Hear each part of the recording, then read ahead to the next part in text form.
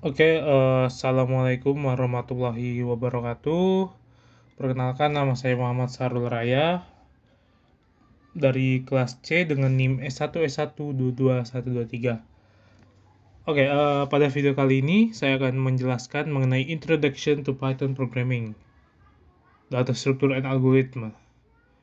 Di sini tugas ini saya buat mengenai untuk memenuhi tugas dari mata kuliah struktur data. Tanpa langsung berlama-lama, langsung saja. Ini Introduction to Python Programming. Nah, apa sih yang kita bahas pada video kali ini? Nah, yang pertama itu ada Revisiting Basic atau basicnya atau dasarnya. Nah, ada Python Object Identifier. Nanti kita juga membahas mengenai variabelnya di sini. Kemudian selanjutnya itu ada Sequence Types, ada List, Tuple, Sets, dan String. Kemudian yang ketiga itu ada Dictionary Class, ya, kamus ya pada Python. Kemudian operator for sequence and dictionary, operatornya pada sequence dan dictionary nanti itu apa saja. Kemudian selanjutnya itu ada function polymorphism atau polymorphic, dan selanjutnya itu ada file read and write. Nah, kemudian untuk advance-nya, tingkat advance-nya itu ada exception handling, kemudian iterator and generator, kemudian ada Python convenience, dan selanjutnya ada scopes and namespace. Nah, untuk introduction-nya, apa itu Python? Jadi, Python itu adalah sebuah bahasa programming yang terinterpreted dan didesain untuk readability tinggi dan cepat untuk merancang sebuah produksi perangkat lunak secara cepat. Dalam bahasa Indonesianya itu kurang lebih seperti ini. Jadi, desain for high readability berarti untuk tingkat kebacaan, maksudnya tingkat keterbacaan yang tinggi dan cepat, ya, untuk mengarahkan sebuah produksi perangkat lunak. Jadi itu pengertian sederhana mengenai apa itu Python. Untuk selanjutnya, kenapa kita akan menggunakan Python? Nah, jadi yang pertama alasan kenapa kita akan menggunakan Python itu work on multiple platform. Bisa digunakan oleh banyak platform. Ya, bisa digunakan di Windows, bisa digunakan di Linux, bisa digunakan di Mac, Mac atau sebagainya. Nah, selanjutnya alasan kedua kenapa kita harus menggunakan Python yaitu ada sintaks yang simple. Simple syntax similar to English language. Berarti sintaksnya itu simple, ya mirip seperti bahasa Inggris. Itu alasan kedua kenapa kita harus menggunakan Python. Nah, kemudian alasan ketiga kenapa kita harus menggunakan Python yaitu word program with fewer lines compared to other programming language. Ya berarti penulisannya ya lebih sedikit ya dibanding bahasa pemrograman yang lain. Cukup print hello world itu kitaran sudah bisa muncul tuh hello world kalau menggunakan Python. Nah, kemudian yang keempat, alasan kenapa kita menggunakan Python ada run on interpret code. Berarti setelah dijalankan itu, kode itu bisa langsung dieksekusi. Oke. Nah, untuk sekarang Python itu sudah maksudnya Python itu sudah ada di Python 3. Dulu mungkin kita bisa menggunakan Python 2, sekarang sudah menggunakan Python 3. Nah, untuk mengrun atau kita text editor untuk Python sendiri, itu bisa PyCharm, Eclipse, Jupyter, bisa juga Google Colab. Nah, tapi di sini saya akan menggunakan Visual Studio Code. Nah, kemudian selanjutnya itu ada how and where to write program, bagaimana dan di mana saja kita menulis program. Nah, di sini contohnya itu di Google Colab ya. Nah, di sini di slide ini dicontohkan di Google Colab. Nah, di Google Colab ini tinggal cari file, kemudian new Python 3 notebook. Kemudian paling tinggal run. Selain Google Colab juga ada juga namanya Jupyter Notebook.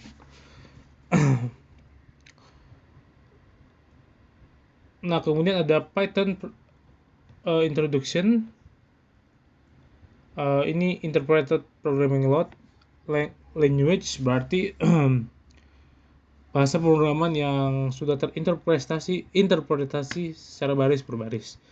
Nah, kemudian yang kedua itu ada tanda pagar. Nah, tanda pagar di Python ini bisa digunakan untuk menambahkan atau membuat kode itu menjadi sebuah komen. Jadi kita menggunakan pagar ini untuk membuat komen. Ini komen. Ini kalau kita run, maka akan kosong karena tidak ada yang dibaca. Karena adalah sebuah komen. Nah, selanjutnya yang selanjutnya itu ada tanda petik 3 ini. Nah, petik 3 ini untuk menambahkan komen yang lebih dari berapa baris, lebih barisnya banyak.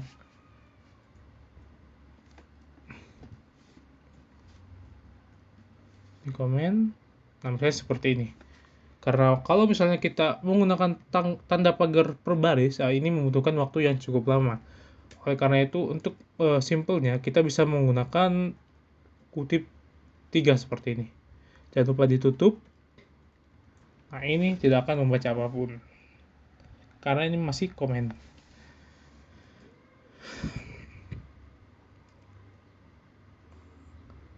Nah, selanjutnya itu ada tanda garis miring atau backslash ya.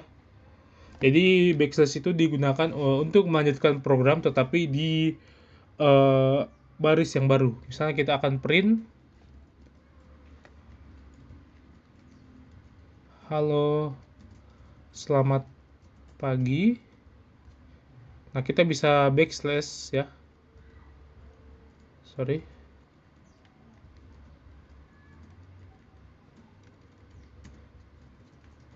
Saya Sahrul. Ketika kita run seperti ini, maka programnya akan jalan. Tetapi setelah kita slash n seperti ini, maka line selanjutnya atau komen selanjutnya itu akan di baris yang baru. Baris berbeda dengan halo selamat pagi ini. Saya Sahrul akan membuat baris baru ya. Setelah halo selamat pagi ini. Oke.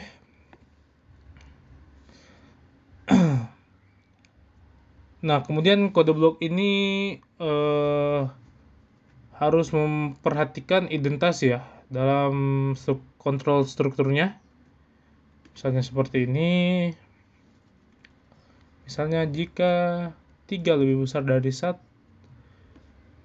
jika misalnya 7 lebih besar dari 6, kemudian kita akan print ya. Print 7 lebih besar dari 6. Misalnya seperti itu, kita run. Nah, ini muncul ya 7 lebih besar dari 6 karena identasinya berhasil. Karena kalau misalnya identasinya salah, misalnya sejajar if sama print ini, maka itu akan error seperti ini ya. Untuk itu dalam Python identasi harus diperhatikan.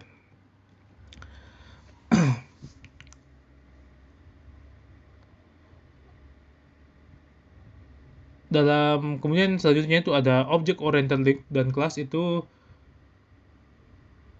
bisa dalam tipe data apa saja dalam bahasa pemrograman objek, bahasa berbasis objek ya, maaf.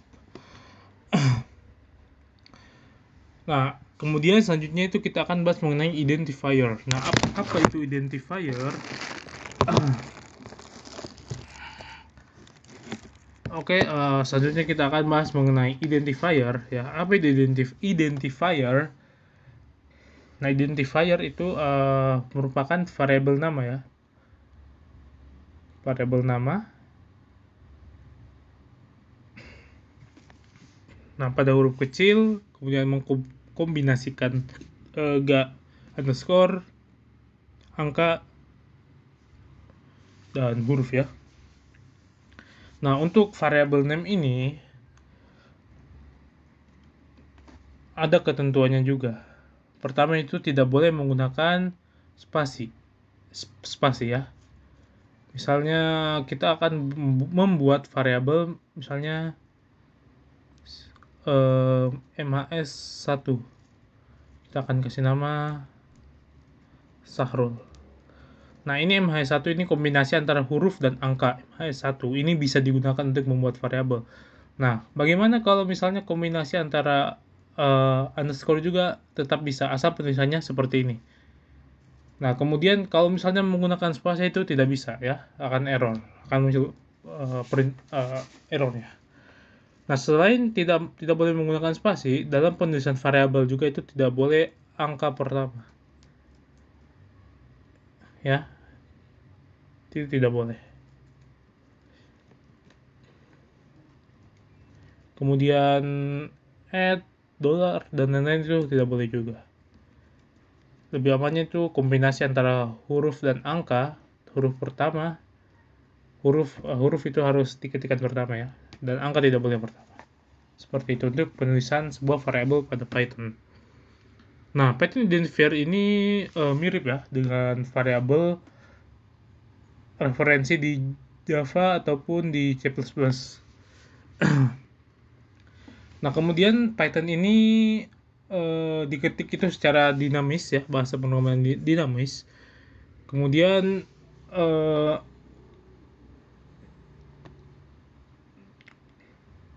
karena tidak ada deklarasi awal yang mengaitkan pengidentifikasi dengan data tertentu. Nah, selanjutnya itu pada Python kita mengenal yang namanya reserve word. Nah, apa itu reserve word? Nah, reserve word itu adalah sebuah kata ya, istilahnya variabel, bahasa menurut saya itu istilahnya variabel yang sudah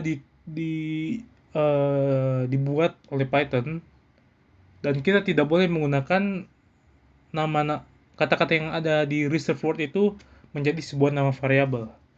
Itu tidak akan bisa.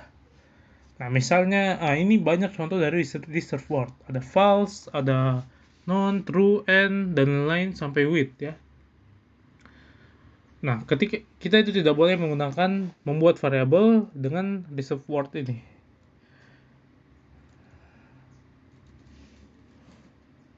Misalnya kita buat from ya, nama variabel from, nggak akan bisa.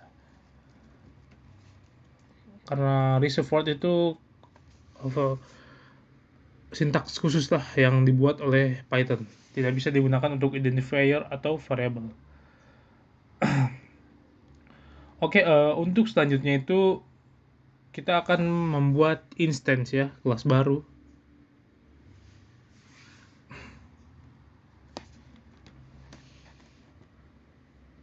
Ya, kemudian Python literal ini untuk membuat variabel baru ya. Nah, kemudian ada alias ya. Alias ini membuat identifier kedua pada objek yang sama. Python mendukung hal itu. Misal kita akan membuat variabel mahasiswa 1 yang bernama Sahrul. Nah, kemudian mahasiswa 2 alias sama dengan mahasiswa 1 berarti alias.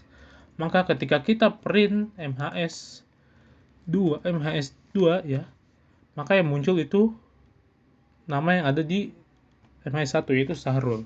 Karena sudah di alias. Python mendukung hal seperti itu. Nah, kemudian Python juga mendukung metode seperti sort data sort. Nah, nanti mungkin ada sebentar ada pembahasan tersendiri. Oke. Nah, selanjutnya itu ada type of method pada Python. Itu metode yang ada pada Python. Nah, di sini ada aksesor dan mutator.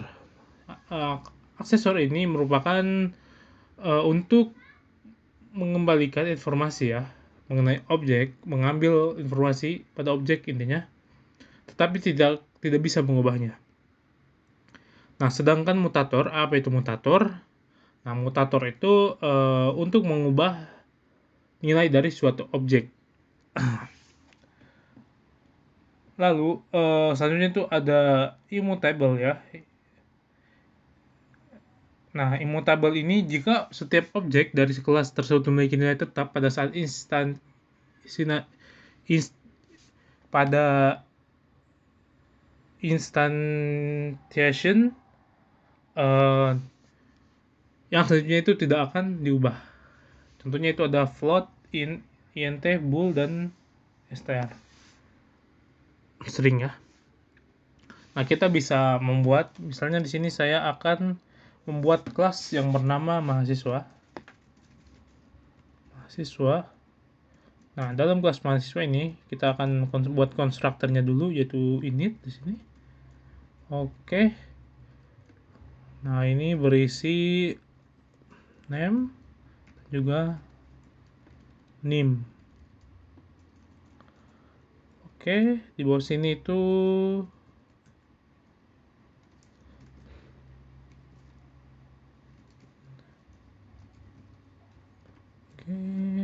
name ya.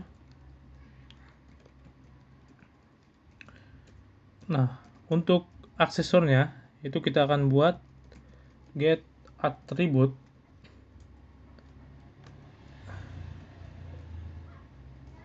Oke.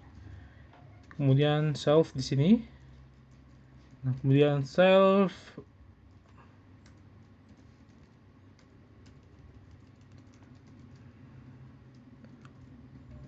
kita akan buat atribut sini atr akan menyimpan sebuah list dari self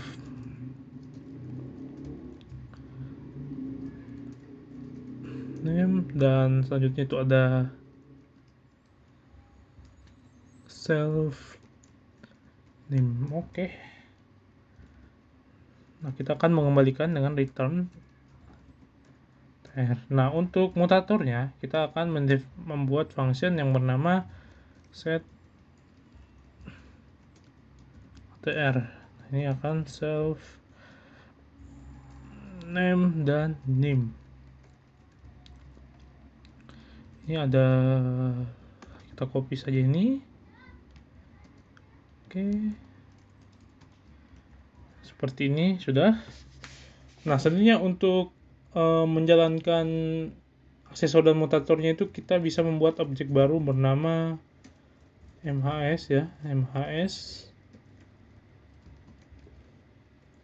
kita panggil kelasnya mahasiswa, kita isikan namanya itu yang bernama Sahrul, nimnya itu 123. Oke, kita print mhs, kita panggil get atr. Oke, seperti ini. Kita run. Nah, maka akan muncul Sahrul 123. Oke, selanjutnya untuk menjalankan yang namanya ini mutator, kita bisa memanggil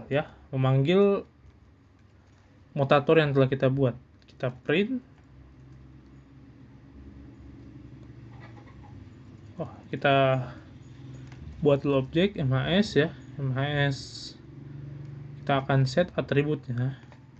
Nah, sesuaikan namanya siapa. Misalnya di sini ada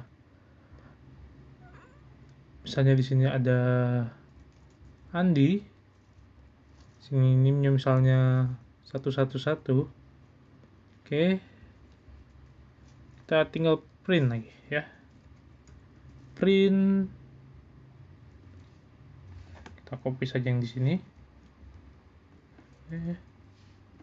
Oke, kalau sudah seperti ini kita bisa jalankan.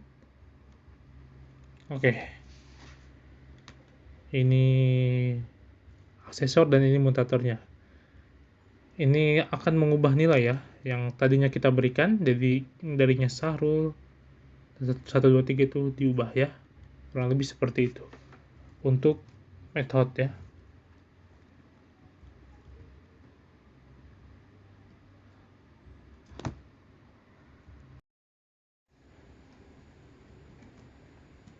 Oke, untuk selanjutnya kita akan membahas mengenai sequence type class. Terdiri dari 4, ada list class, kemudian tuple class, sama string class, dan set atau urutan set class. Nah, list class ini menyimpan daftar atau urutannya dari suatu objek.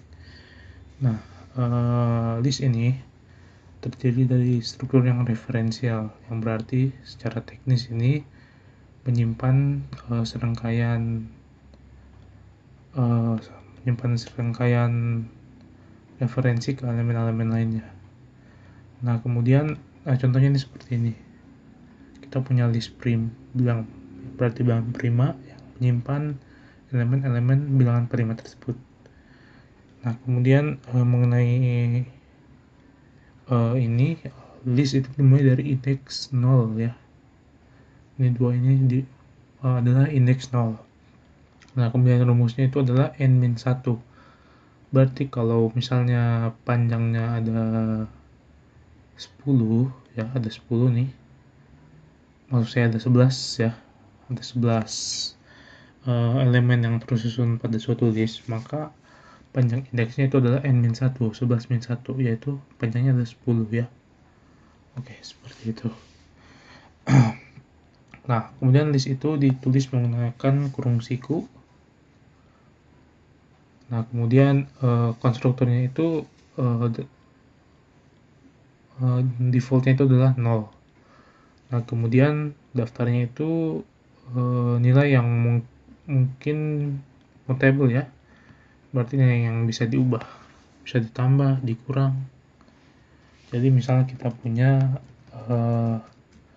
list yang kita beri nama A, kemudian beri nilai bilangan bulat, satu bilangan asli ya, 3, 4. Nah, untuk menampilkan list itu kita bisa menggunakan seperti ini, print A, maka akan muncul 1, 2, 3, dan 4. Nah, kemudian list mutable itu berarti bisa ditambahkan. Misalnya kita akan menambahkan, di sini ada append, remove, dan insert. Nah, misalnya kita akan menambahkan angka 5, berarti kita append misalnya angka 5. Angka 5 ini kalau append maka akan dimunculkan setelah elemen list terakhir, yaitu 4. Kita run maka 1, 2, 3, 4, 5. Oke, kita misalnya mau remove angka 4 misalnya. Oke, maka akan jadi 1, 2, 3, dan 5. Itu untuk mutable ya. Nah, misal kita mau menambahkan angka 7 di antara angka 2 ini, kita bisa menggunakan insert ya. Kita akan misalnya mau menambahkan angka 7 setelah angka 2 ini. Berarti seperti ini. Kita run. 1, 2, 7, 3, 4. Kurang lebih seperti itu mengenai list yang mutable.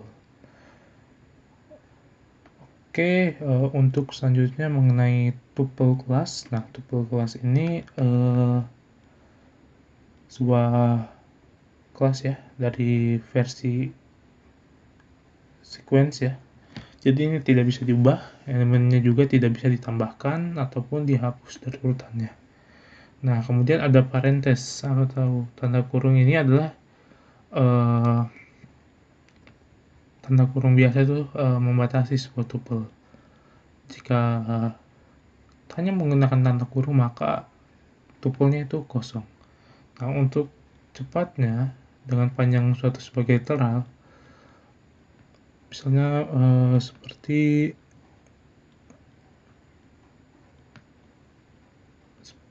misalnya ini ada contohnya di 17 ya, seperti ini.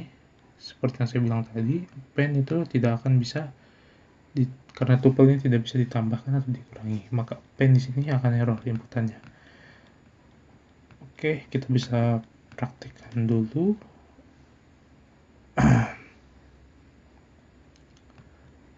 Misal kita punya tuple itu, nah tuple itu menggunakan kurung biasa kan. Kalau di study kurung siku 1 2 ini kita 1 2 3 dan 4. Nah kemudian kalau ditambahkan, kita misalnya mau menambahkan angka 5 pada tuple. Nah karena tuple tidak bisa ditambahkan, maka kalau kita run seperti ini itu akan error. Oke.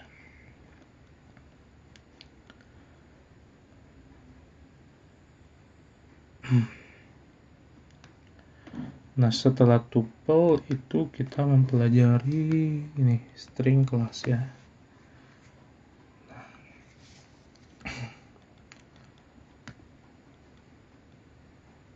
Nah string class ini adalah representasi immutable sequence of characters, yang berarti karakternya tidak bisa diubah. Nah contohnya itu seperti hello, hello, don't worry, dan don't worry.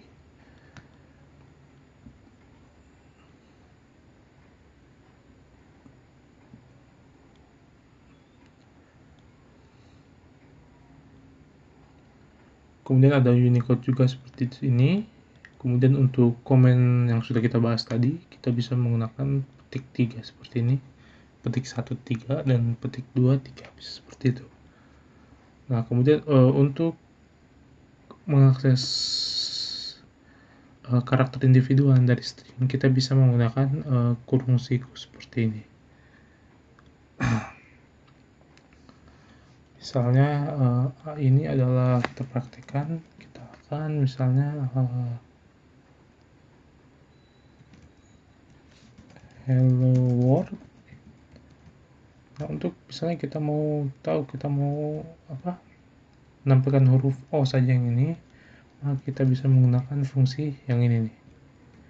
Nah variabelnya itu berarti print A kemudian kurung siku ya. Oh ini ada di indeks berapa? Kita bisa hitung di indeks ke 4 ya. Kita print, kita run, ya cocok. Oh. Nah kemudian kita mau menampilkan di antara indeks keempat, indeks kedua dan indeks indeks ke-6 dan indeks ke-7, ke-8 ya.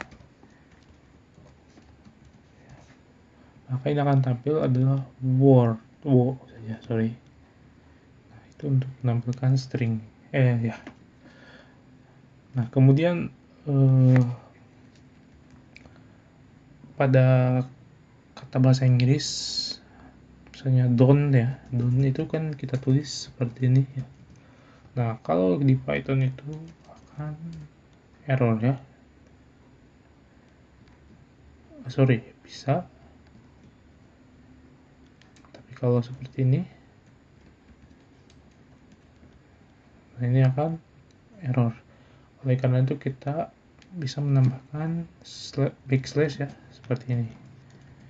Oke. Oh ya, untuk misalnya menambahkan directory, kita bisa kan kalau misalnya secara manual itu akan seperti ini ya. Jadi misalnya di mau mengakses Python ya, akan seperti ini.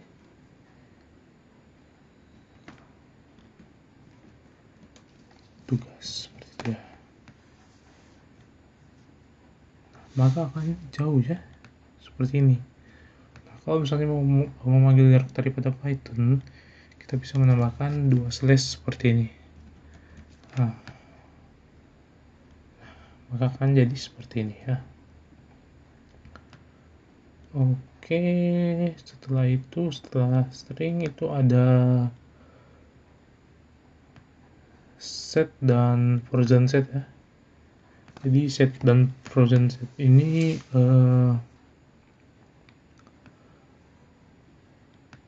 merepresentasikan perhitungan matematika ya, yang kumpulan elemen nggak boleh duplikat dan nggak boleh ada urutan yang melekat pada elemen tersebut. Nah, kemudian ada keuntungannya nih, kita menggunakan set ini. Nah, keuntungannya itu adalah mempunyai metode yang optimal untuk memeriksa apakah elemen tertentu dalam kumpulan ini didasarkan pada suatu data yang disebut table hash. Nah, ada dua batasannya nih.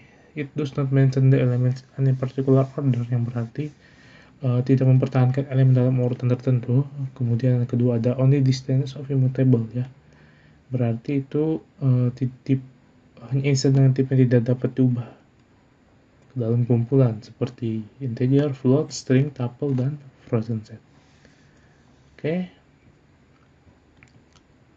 Nah, frozen set ini berlaku pada kelas yang tipe datanya immutable, ya. Dan himpunan yang menggunakan kurawal, ya, sebagai pembatas, ya. Contohnya red, green, blue. Oke.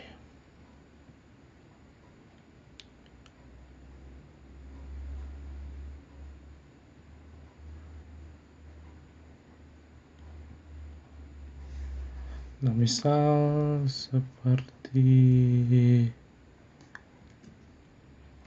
kita akan buat kelas variable 1, 2, 3, ini tuple, ya. Sorry, dicari ini set, sorry, untuk set ini 4 dan 5.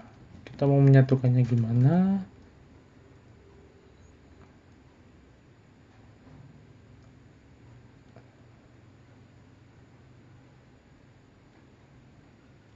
Kita bisa print, sorry. Nah, ini kita akan misalnya kita tentukan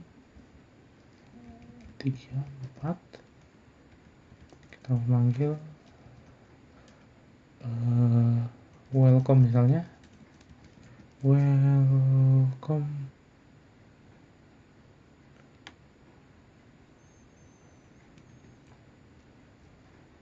Kita bisa set dulu sini aja, set. Kemudian di sini kita akan print A. Nah, tetapi kita akan mengubah nih tampilannya, bukan 1, 2, 3, 4, melainkan kita akan set dulu, kita akan ubah menjadi welcome, ya, seperti itu, ya. Ketika kita ini kurung biasa. Nah, tutup kurungnya belum, kita run. Ketika kita run, maka akan muncul seperti itu.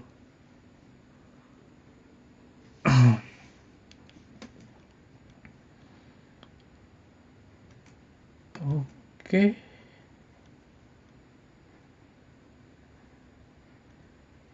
Nah, kalau misalnya setnya kosong seperti ini, itu maka setnya itu nilainya empty atau kosong.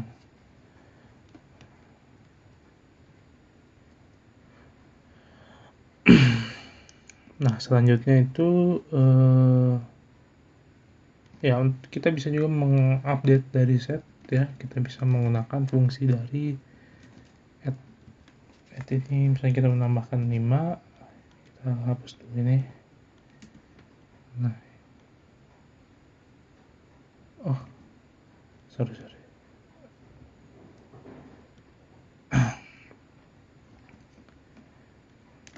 Kasih kita update, ya, untuk mengubahnya menjadi 6,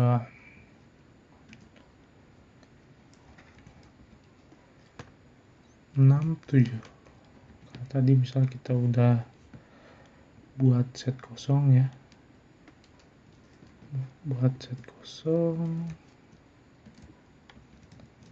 oke, seperti ini.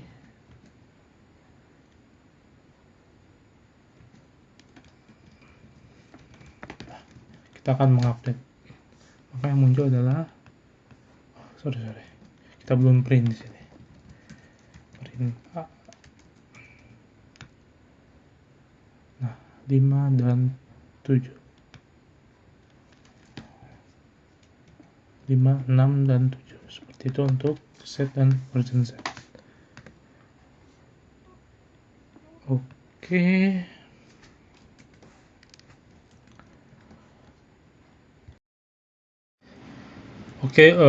Untuk selanjutnya itu kita membahas mengenai dict class ya. Represent a dictionary or a mapping, merepresentasikan kamus atau pemetaan from a set distinct case atau associated values, yang berarti dari sekumpulan kunci yang berbeda ke nilai. Nah, itu pengertian dari class dictionary, class dict ya. Nah, kemudian untuk literal atau penulisan dict itu kita bisa menggunakan tanda kurawal seperti ini.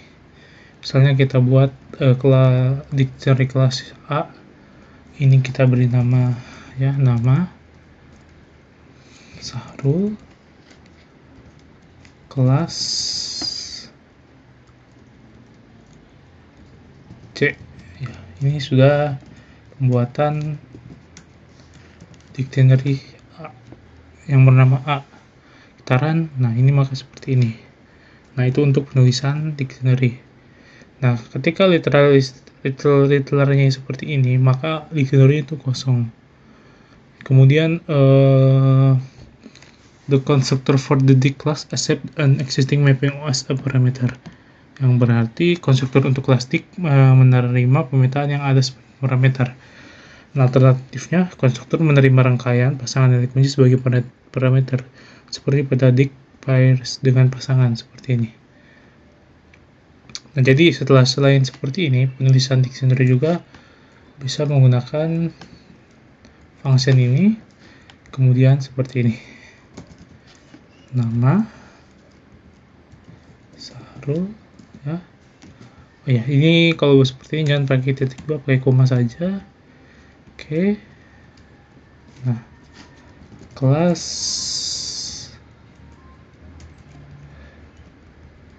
C. Gitaran. Wait, nah ini ada sedikit kesalahan. Nah, ini kesalahannya itu di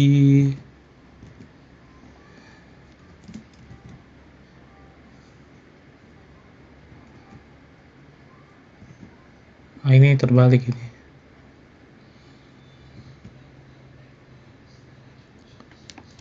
Nah, harus seperti ini. Oke. Perlu diperhatikan penggunaannya. Nah, gitaran. Nah, maka akan seperti ini. Itu penulisan lain dari dictionary. Oke, untuk selanjutnya itu, nah ini tipe datanya itu kita bisa print, kemudian type. Oke, gitaran. Nah, ini kelasnya adalah dictionary. Oke, setelah itu nih, ini dictionary empty ya. Itu nah seperti ini adalah dictionary kosong. Oke, gitaran. Nah, kosong ya. Nah, setelah itu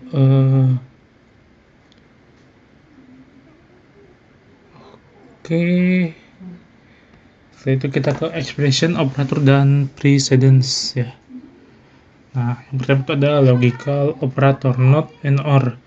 Oke, untuk itu kita bisa misalnya A sama dengan true ya. Misalnya C pakai not A, apakah betul ya? Oke, kita hapus dulu ini. Oke, kita belum print di sini. Oke, print, kemudian C ya, berarti kita run seperti ini. Nah, false, not A, kan A nya true, ketika kita not A berarti false, cocok. Nah, kemudian or itu bisa kita misalkan A misalnya 7, B sama dengan 6. If A sama dengan 6, maka oke.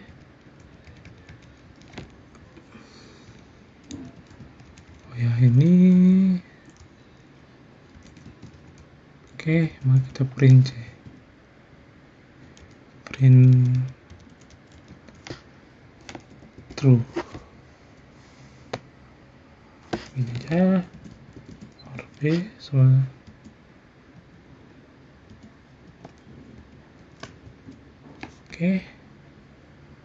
true ya. A or B sama dengan 6, B nya ini 6. Jadi or itu ketika salah satu kondisinya itu bernilai benar. Itu untuk logical operator. Selanjutnya itu ada equality operator, ada is not ya. Kita bisa gunakan C sama dengan A is B. Kita run. Kita belum print, sorry.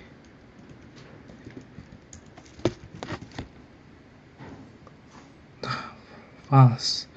Karena A is B berarti A sama dengan B. Apakah 7 sama dengan 6? Tentu tidak. Maka false jadinya. Kemudian kalau misalnya is not ya, A bukan sama dengan B, maka kita run, maka true saja. Karena 7 bukan sama dengan 6. Setelah itu ada comparison operator. Nah, misalnya kita if A lebih dari sama dengan B, kita print benar ya, kita run. Nah, benar. Kalau misalnya kurang, apakah A kurang dari B? Kita run, tidak akan muncul apa-apa karena salah. Dengan arithmetic operator. Misalnya ini kita 7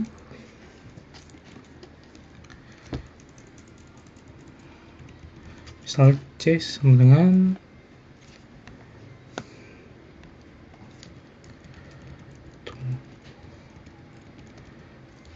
7 plus 6 print C, itu akan menambahkan, mungkin ini sudah dasar ya, 7 kurang 6 mengurangi, kemudian mengkali 7 kali 6, kita run 42 ya, seperti itu untuk comparison. Setelah itu ada arithmetic, kemudian ada bitwise ini untuk operasi pada binary. Kurang lebih itu untuk dictionary dan expression operator dan precedence. Untuk selanjutnya mengenai ini ya, sequence operator. Jadi Python relies on zero indexing of sequence, berarti itu Python itu bergantung pada pengindeksan 0, kemudian sehingga panjangnya itu n-nya ini mempunyai indeks dari 0 sampai n-1 ya, secara inklusif. Nah, kemudian Python ini mensupport kita menggunakan indeks negatif. Jadi misal seperti ini ya, kita buat list dari 1, 2, 3, 4, dan 5. Kemudian kita bisa print A min 1 ya, kita run. Nah, maka kalau min 1 itu akan dimulai dari belakang, yaitu 5 ya. Min 2 dari belakang 4 ya, seperti itu. Karena Python itu mendukung kita menggunakan indeks negatif. Kemudian itu slicing itu mengiris ya, jadi interval setengah gitu. Contohnya itu kita akan misalnya di sini mau menampilkan angka ini 5, 6, di sini 7, ini 8 ya. Saya rapikan dulu 7 ya. Misal kita mau menampilkan angka dari indeks ke-1 yaitu 2 sampai indeks ke-7 yaitu 8. Berarti kita bisa menggunakan tanda titik 2 seperti ini. Maka yang muncul itu adalah angka dari indeks kedua ya sampai indeks ke terakhir. Indeks ke-7. Ke-7, sorry. Misalnya kita menampilkan 3, 4, 5 saja, berarti dari indeks kedua sampai indeks ke-7. Kita run. Nah, Jadi kita maka 34567. Oke. Nah, selanjutnya itu all sequence define comparison operation based on lexicographic order. Nah, berarti berdasarkan urutan lexicografis melakukan perbandingan elemen-elemennya. Nah, ini contohnya ini adalah elemen at index Y, ini elemen-elemennya. Nah, kemudian startnya dimulai dari indeks kedua, ya, 3, setelah indeks kedua, sampai stopnya itu pada indeks ke-7 stopnya. Nah, kemudian ada tiga parameter, start, stop, dan step kit. Misalnya kita mau melangkahi dua langkah seperti itu, jadi kita bisa langkah 2 seperti ini, kita run ya, jadi 2 langkah 1 kali, 4 langkah lagi 6 ya. Oke, nah, ini untuk 2468 buat kelipatan 2 langkah 2 kali. Oke, ini in juga udah file notice. Nah, ini kemudian equivalent sama-sama dengan ini tidak S, apabila S tidak sama dengan T, kemudian apabila S kurang dari T, S kurang dari atau sama dengan T, kemudian S lebih dari T, dan S lebih dari atau sama dengan T. Nah, itu untuk operator-operatornya. Nah, ini selanjutnya itu ada operator dari set ya. Ini tadi sudah kita bahas, key in S itu key not in S, kemudian S1 itu apabila sama dengan S2. Nah, tadi kita sudah bahas ya. S1 sama dengan 4, S2 sama dengan 4. Kemudian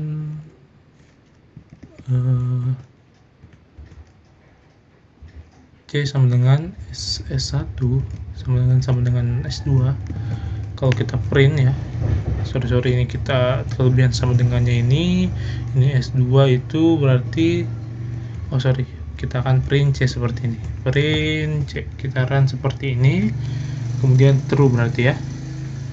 Oke, berarti true. Kalau misalnya ini kita ubah jadi 6,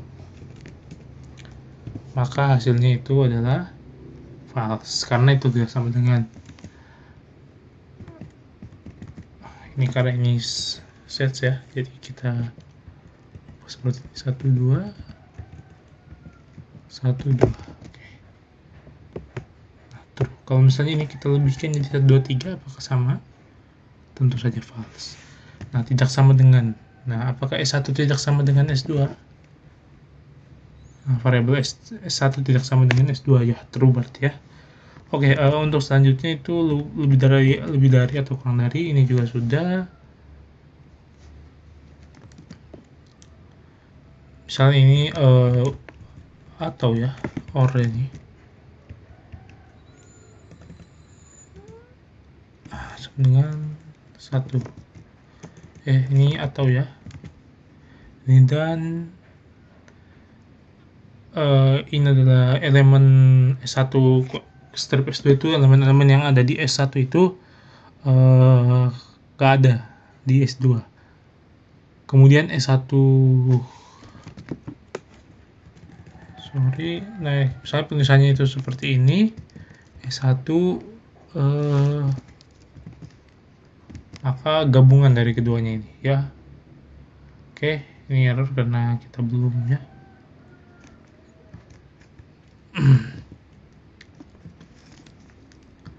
Oke, kemudian ini ya gabungan antara S1 dan S2 ini menggunakan ini. Oke, ini kalau kita cek ini nggak bisa karena nggak support ya tipenya. Oke, selanjutnya itu kita cek dulu di bagian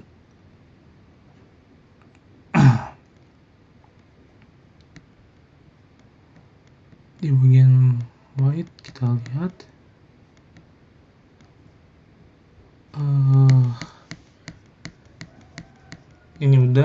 Nah, ini dictionary yang tadi. Ini the key ini adalah value yang diasosiasikan, ya. Nah, ini mereset value-nya, ini untuk menghapus, ya. Misalnya kita punya hari, kita kasih Kamis, dan ini jam dengan 10. Oke. Nah, ini yang diasosiasikan, ya. Oke, ini kita print dulu, print SS, ya, print S. Oke, seperti ini kita run. Ini untuk dictionary yang sudah kita jelaskan tadi. Ini kayak in D, ini tidak ada di D, dan ini apabila variabel D1 sama dengan D2, kemudian ini variabel D1 tidak sama dengan D2. Nah, ini ada tambahan, ya, operator assignment. Kita bisa tes. Sini A sama dengan 1, 2, 3. Oke, selanjutnya itu B sama dengan A. B sama dengan A. Oke. Kemudian ini untuk menambahkan. C sama dengan plus sama dengan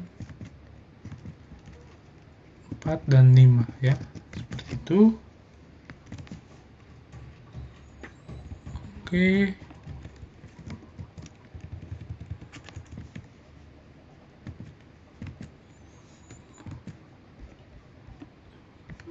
Mana tadi, kita lihat dulu. Nah, jadi intinya ini akan menambahkan, ya, 1, 2, 3, 4, 5, 6, 7. Oke.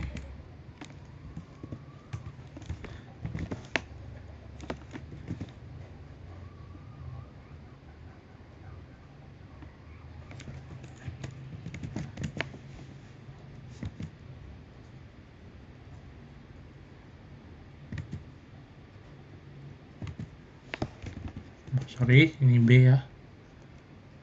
Ini ketika kita print B, maka ini akan menambahkan walaupun di list yang berbeda. Oke.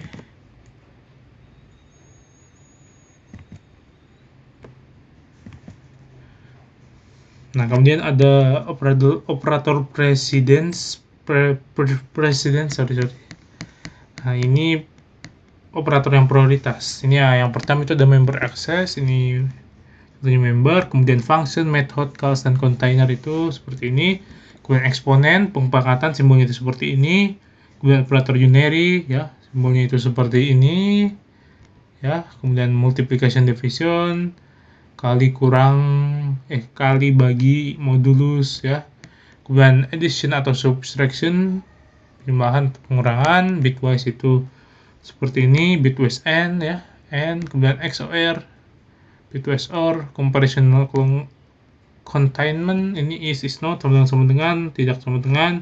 Kemudian logical not kemudian logical and kemudian logical or, simbolnya itu or, dan conditional if else, dan assignment, ya, sama dengan, dan sebagainya. Oke, kemudian yang selanjutnya itu ada control flow, ada if, while, for, break, dan continue. Oke, ini A sama dengan 1, B sama dengan 3, C sama dengan 4, ya. Nah, untuk yang pertama itu ada if, biasanya seperti ini. Kemudian ini adalah kondisi pertama di sini, if A lebih besar sama dari B, maka kita akan print di sini. Kita print A lebih besar dari B. Lebih besar dari B. Oke, selanjutnya ada elif B lebih besar dari C. Kita print, ya. Print B lebih besar dari C. Oke. Ini kondisi kedua. Oke, ini kondisi terakhir, else bisa. Else C lebih besar dari A, maka kita akan print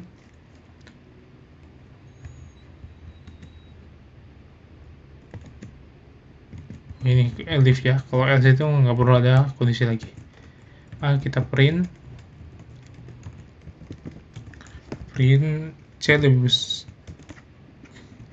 C lebih besar dari A. Kita run. Nah, itu adalah C lebih besar dari A. Apakah A lebih besar dari B? Tentu tidak. Ini kondisi tidak akan dipanggil. Kondisi kedua itu B lebih besar dari C, 3 lebih besar dari 4, B lebih besar dari C, tidak tentu. Dan maka yang muncul adalah ini, C lebih besar dari A. 4 itu lebih besar dari 1, oke. Kurang lebih seperti itu. Nah, untuk selanjutnya itu ada yang namanya itu adalah function. Secara istilah ini digunakan untuk mendeskripsikan function ya pada Python. Nah, kemudian function itu ada metodenya juga digunakan untuk mendeskripsikan fungsi anggota ya. Nah, kemudian identifikasi yang digunakan menggambarkan yang disebut adalah formal parameter ya. Kemudian objek yang dipanggil oleh fungsi adalah parameter yang sebenarnya. Nah, kemudian polymorphic function itu fungsi polimorfisme lebih dari satu kemungkinan tanda panggilan nilai parameter default. Jadi kalau secara sederhana saya bisa membuat fungsi yang bernama, misalnya kita buat perkalian. Oke, nah untuk nilainya ini saya akan membuat N1 dan juga N2. Nah, kemudian ini kita return N1 dan N2. Karena kita kali N1 kali N2. Oke, kemudian kita buat objek baru yang bernama adalah hasil ya. Hasil itu kita panggil perkalian, isinya itu adalah 4 dan 5. Kemudian kita print hasil. Sederhananya itu bisa seperti ini. Ketika kita run, maka yang muncul adalah 24 kali 5. Nah, untuk membuat yang baru kita bisa hasil, misalnya di sini saya gunakan hasil 2. Di sini adalah kelasnya perkalian dan 5 kali 5 misalnya. Oke, kita print hasilnya lagi. Hasil 2, kita run. Nah, hasilnya adalah 25. Nah, kalau misalnya kita mau ubah operasi aritmatikanya, kita bisa di sini. Misal kita mau tambah, kita run seperti ini, 9 dan 10. Kalau misalnya kita mau eksponen perpangkatan bisa seperti ini, kita run seperti ini hasilnya. Oke, nah itu penjelasan mengenai function. Oke, selanjutnya itu kita akan membahas mengenai input-output file atau I/O. Jadi untuk input-output itu dari keyboard kita bisa menuliskan input, dan untuk outputnya dari konsol kita bisa menuliskan dengan print. Oke, untuk contoh sederhananya itu kita bisa seperti ini. Bisa kita buat variabel dengan nilai saja A, kita bisa gunakan input seperti ini, masukkan nama Anda. Oke, seperti ini. Oke, nama variabelnya itu saya ubah menjadi nama saja. Nah, ketika kita print halo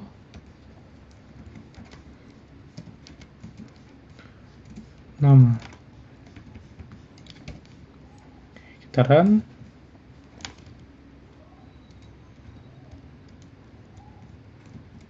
Bisa seperti ini ya. Jadi Sahrul, outputnya itu adalah halo Sahrul. Nah, itu untuk input dan output ya. Nah, untuk selanjutnya itu ada file handling. Itu penanganan berkas. Nah, untuk operasinya itu ada 4, open a file, read file, write file, dan close a file. Nah, misalnya itu di sini kita akan membuat file baru yang bernama dokumen.txt ya. Nah, ini kan dokumennya kosong. Nah, di sini kita bisa menggunakan perintah open ya, open. Nah, open namanya itu adalah dokumen.txt ya. Sudah kita buat tadi. Nah, karena dokumennya ini kosong, kita bisa menambahkannya dengan menggunakan kita ketikkan w di sini. Nah, kemudian kita akan write ya, jadi f write ya. Halo, selamat siang. Nah, setelah di write, kita akan close ya. Close. Oke. Coba kita run kan.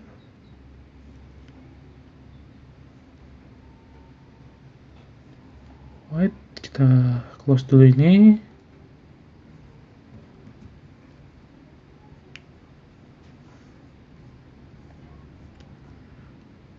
Oke. Dokumen.txt ya. Kita run.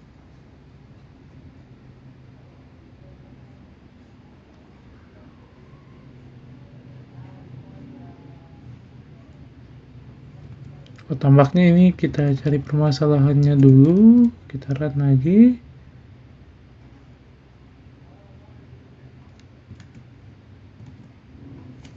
Ini kutipnya apakah ngaruh, kita bisa cek dulu.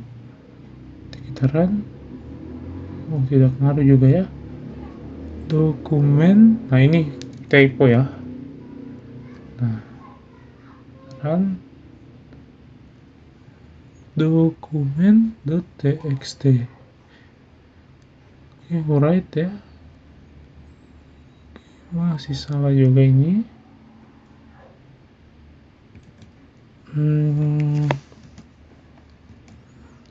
Hello, close ya, open, right, close.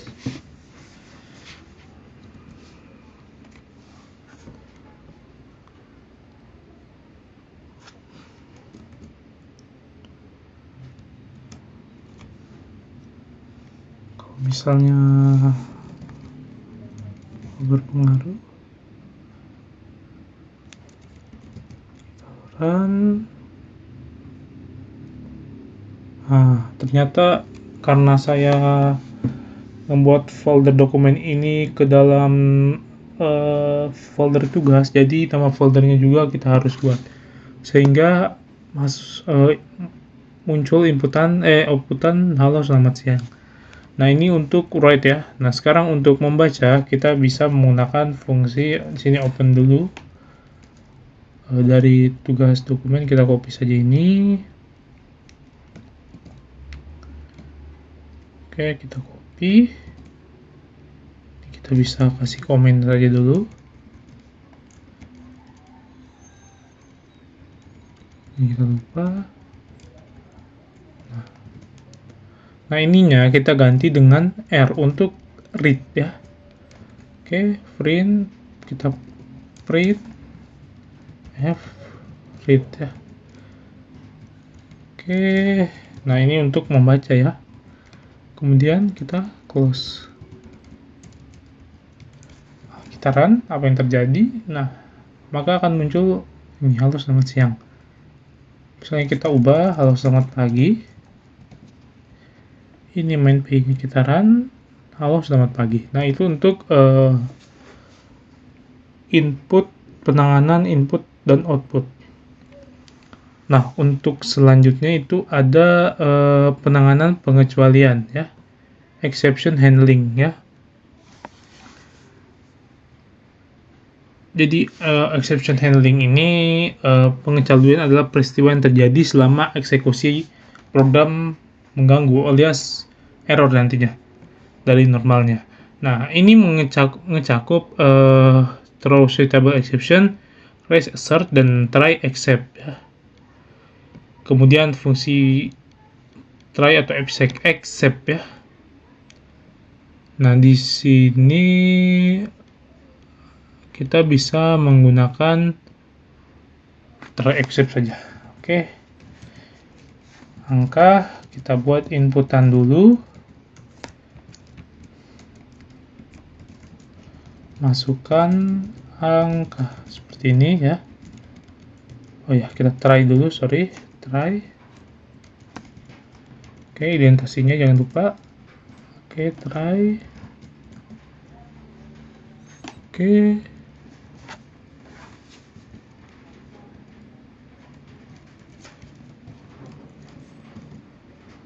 Try. Angka sama dengan, masukkan angka. Oh, lupa input di sini. Oke, input, masukkan angka. Oke. Angka ya.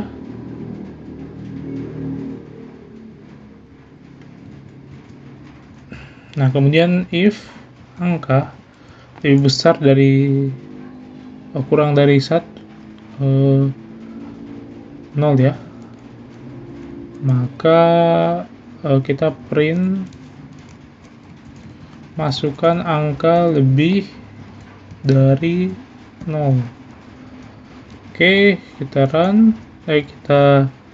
Oh ya, except-nya belum ya di sini. Except.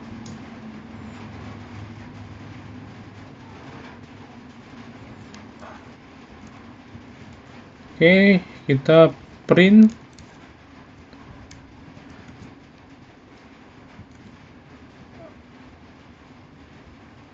sorry, ini adalah pesan errornya.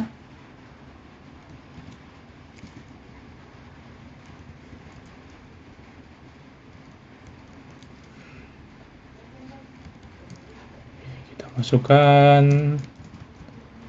angka Anda sama dengan, oke, kita run.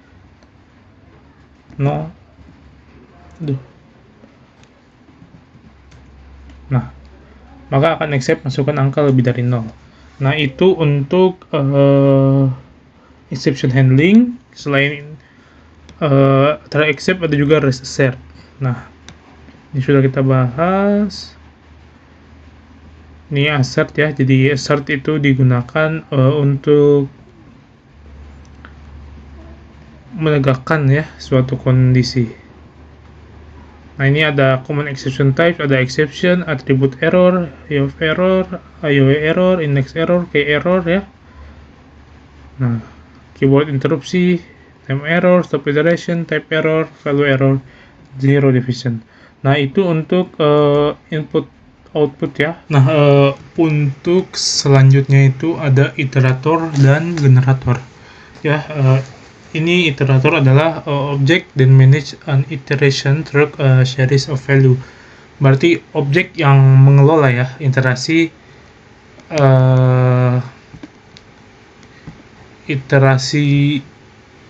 melalui serangkaian nilai. Nah, untuk kode programnya, misalnya di sini saya akan buat list angka dulu ya.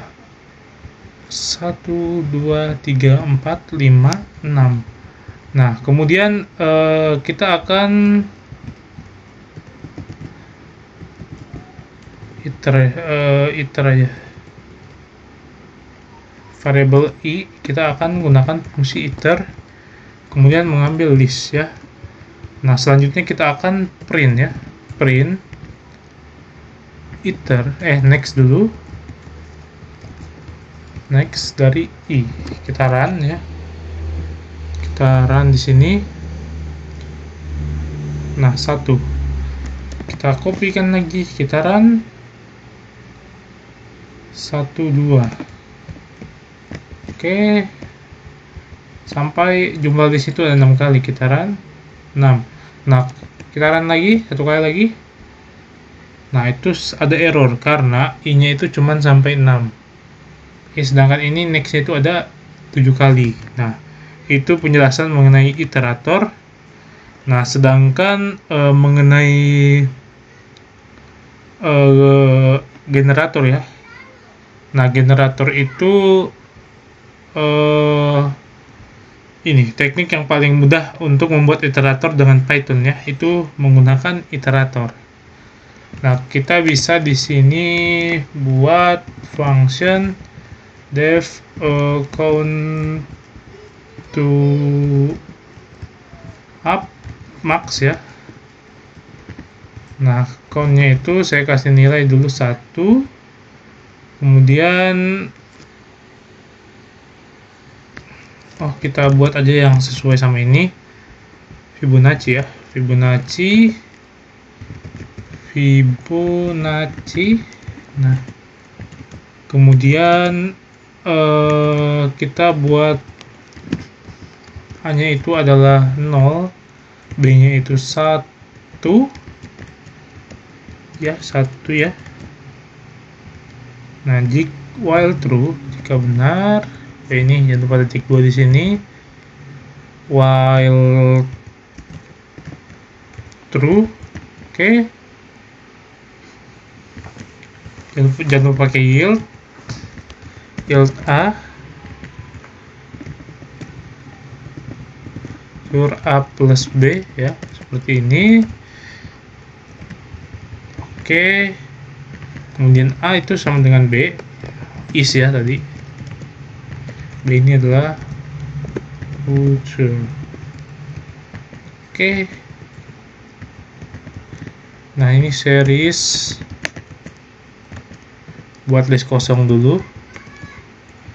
Nah, kita buat di sini perulangan for i in. Nah, kelasnya itu adalah fungsinya itu Fibonacci. Oke, kosong ya.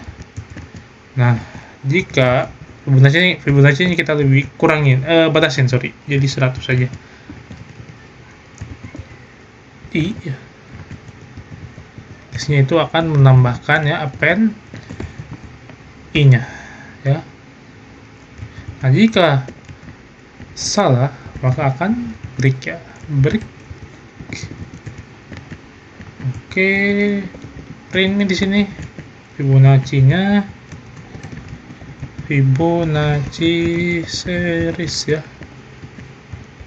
Ini tulisan list ya. Titik format, kemudian itu listnya itu series. Kita run. Nah, jadi ini sorry 0 1 1 2 3 4 sampai kurang dari 100 ya. Nah, itu untuk generator. Nah, bagian selanjutnya itu ada ini additional Python convenience, ekspresi bersyarat ya. Jadi pada Python ini penulisannya itu mempermudah kita tentunya ya. Jadinya ketika if and penulisan yang panjang seperti ini ya, nah ini kita bisa mempermudah atau mempersingkatnya seperti ini. Nah, ini pun juga result for if result append bisa dipermudah ini. Jadi seperti ini nih, factor n. Nah, ini list, kemudian set comprehension, generator comprehension, dictionary comprehension. Kemudian ada mengemas dan membongkar urutan. Nah, ini pengepakan otomatis nih, seperti ini. Kemudian pembongkaran otomatis ini mengizinkan kita untuk menetapkan serangkaian pengidentifikasi individu. Jadi intinya lebih mempermudah kita, karena itulah Python banyak yang disenangi banyak orang. Nah, ini juga pertukaran nilai di Python bisa. Is tadi ya, kita sudah jelaskan. Fibonacci juga seperti ini, A sama dengan 0, 1 fitur A plus B, A sama dengan B, B sama dengan fitur. Nah, itu pertukaran nilai. Nah, untuk selanjutnya itu ada scopes and namespace ya. Jadi, scope and namespace itu adalah cakupan dan ruang nama. Jadi, proses menentukan nilai yang terkait dengan pengidentifikasi dikenal sebagai resolusi nama. Nah, jadi ini whenever identifier is assigned to value ya. Berarti ketika kita mengidentifikasi atau menetapkan suatu nilai, definisi disebut dengan with A atau nilai A. Nah, kemudian spesifik cakupan. Nah, ini top level assignment yang membuat kita tipikalnya itu atau yang bisa digunakan itu adalah global. Kemudian penugasan yang dibuat di dalam fungsi ini memiliki cakupan lokal. Nah, kemudian ada first class object. Nah, first class object adalah tipe yang dapat menetapkan pengidentifikasi, kemudian dituliskan sebagai parameter atau dikembalikan oleh suatu fungsi. Nah, kemudian yang terakhir itu kita bahas mengenai modul. Nah, kemudian modul ini adalah collection ya, koleksi kumpulan fungsi intinya yang ada ya pada Python. Nah, banyak pada Python itu banyak fungsi. Di sini contohnya ada import math, import pid, import script. Intinya memudahkan kita untuk modul seperti ini. Nah, ini ada modulnya ini, array, kemudian collection, copy, head, math, OS ya, random, array, sys, dan time.